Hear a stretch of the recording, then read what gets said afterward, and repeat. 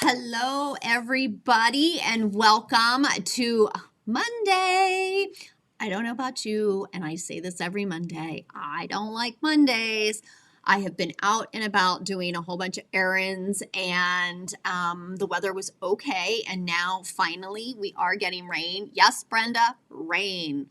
So, Brenda's right here in my area as well. Much needed rain. We have needed rain for a while, and I'm sure we are not the only people in that boat. So, welcome to everybody who has joined us since this is broadcasted on YouTube as well as Facebook. I wanted to just kind of introduce myself because I'm sure that there's many people that don't know who I am. My name is Lisa Kaye, and if you ever, it's not spelled how it sounds, but just think yippee.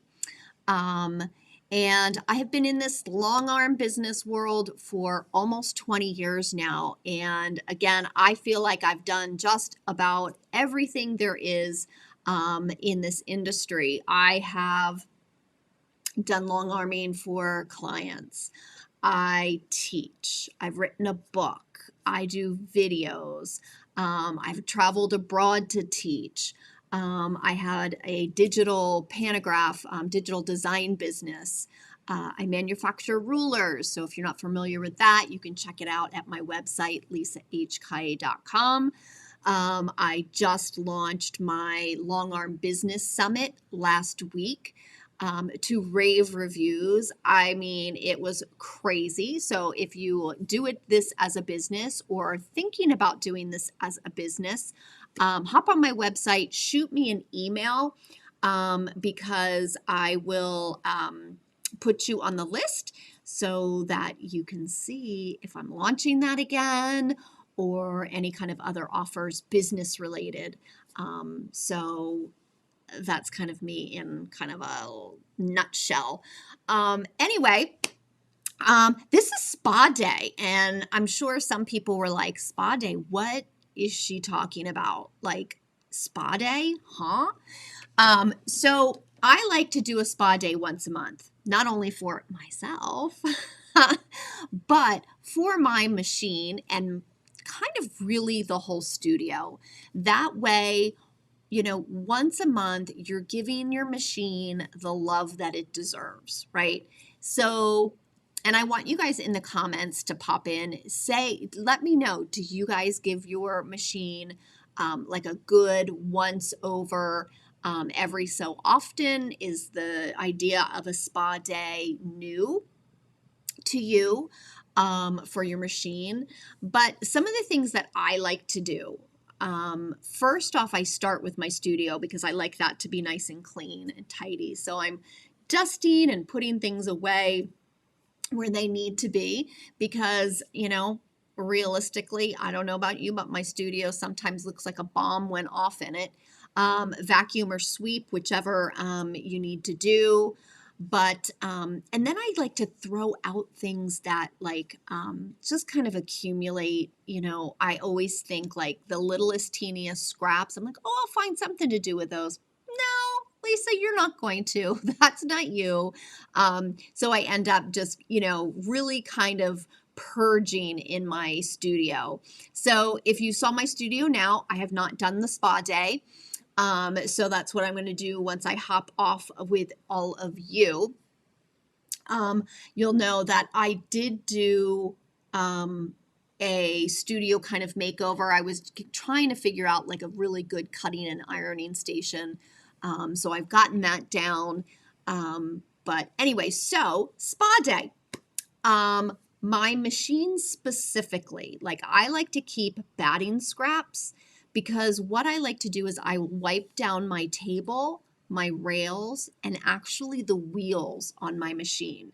So if you guys are ever, and this happens, to me quite often as you're kind of, quilting along, all of a sudden you kind of feel like a bump or it just doesn't feel as smooth in certain areas. And a lot of times that's lint buildup on your wheels.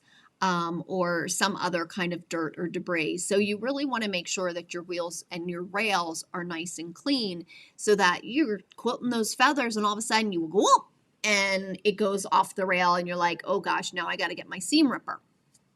So clean rails and clean wheels make that so much better, right? The other thing is because if you're like me, I use a lot of cotton thread. So I use Orifel all the time, and there's a lot of lint from that. So just getting it really clean. So that's the first thing, right? Wheels and rails. Then I start looking, I dust the whole machine. I oil it really well, and just really kind of give it that extra love. Now, when I oil my machine, I like to whip off any of the excess oil that's on there. So I kind of put it in manual mode and let it run for a little bit just to get all of that oil all well lubricated. Now, every machine is different as far as where you're going to oil it, so make sure you check your manufacturer's recommendations on that. Your other thing that you really kind of want to make sure that you check every now and then are your leaders. So I know for me, I typically do smaller quilts. And so with smaller quilts, like I notice that my leaders get stretched in that certain area so that they're no longer quite as square. So if you're out there and you've had your machine for quite a while, sometimes you might have to re-square up those leaders. So again, just something to think about. The way I do it is I have zippers on my leaders and I will zip them together, crank the bars really tight so that the leaders are stretched. And then I just kind of dampen things to try and almost kind of like you're blocking your quilt, right? You get it wet and you hope that stretching it like that is going to get it into the right nice and square shape that it should be in. So that's the other thing. So you guys are awfully quiet today. I know that there's some people on here. So if you could let me know, like, what do you do in your studio to kind of reset? I think just scheduling a spa day once a month is really, really important. So that's definitely something to think about. Now I'm going to switch my view here for just 1 second because I want to show you something that I know a couple of the machine manufacturers don't like you to do, but I can't stop doing it. Okay, so bear with me. All right, let's see if the tech's going to work today. Okay, so when you look at your bobbin case, if all of a sudden, hold on, let's see if I can zoom in. And I don't know if I'm going to, hold on, just bear with me for 1 minute. I want to see if I can get in any closer. Okay. So I've got my bobbin case here, right? And one of the first things, if I have kind of like intermittent tension issues that I like to do is I like to check the arm. And I apologize that it's a little bit blurry for you. I like to check the arm. And I take this really small needle and I keep this right by my machine.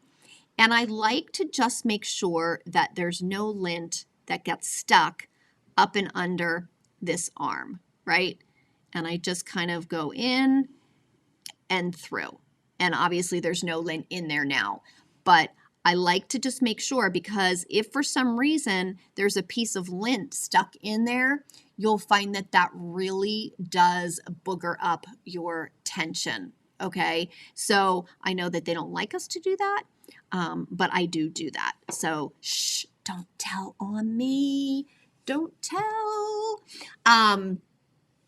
So great, Sandy, she tries to do a little spa day after each project. I think that's awesome.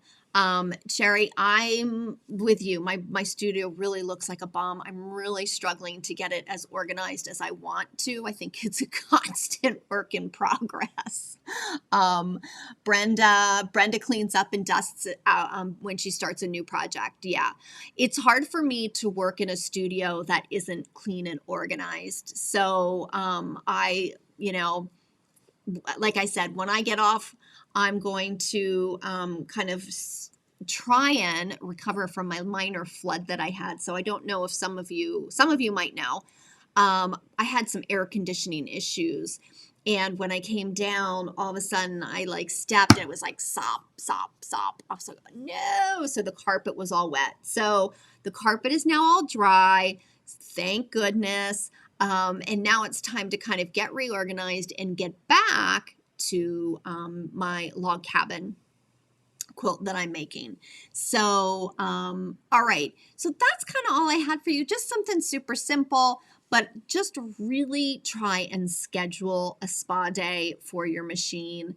You want to keep it in really good working order. We paid a ton of money, for our machines, and we want to make sure that they're with us for a long time. So if you guys don't have any other questions, I'm going to sign off. I'm going to start cleaning my studio, and I'm going to release you guys to your studios. All right, everybody, have a fabulous day. I will see you back here next Monday, and I hope you guys get some good quilting in this week. All right, bye-bye.